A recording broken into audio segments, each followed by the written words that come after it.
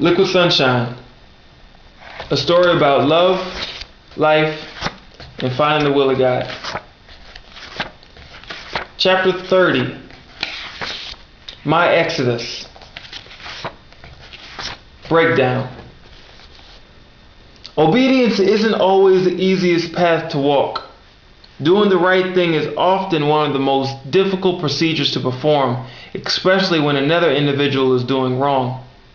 But through God's Word, I've learned that I don't struggle against flesh and blood, but rather against spiritual wickedness in high places. Did my pride justify my wicked ways? Of course it did. My rebellion developed in my mind. That's why it was so hard to fight sin in tempting opportunities. My pride had me thinking that I could overcome the devil's schemes on my own, but I couldn't. I had to depend on Christ, my provider. For all those months, my obedience was being tested, and I was blind to His kingdom. There's no compromising and debating with the King. We must obey the King. Jesus said the greatest commandment is to love God.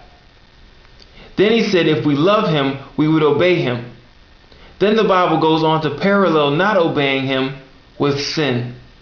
How could I verbally say that I loved God, knowing that I was living a secret life of disobedience?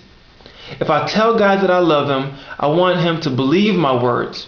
I don't want my lips to say one thing and my actions say another. It's so true. After salvation, spiritual, physical, and emotional obedience in its purest form is love in God's eyes. Obedience is what He wants.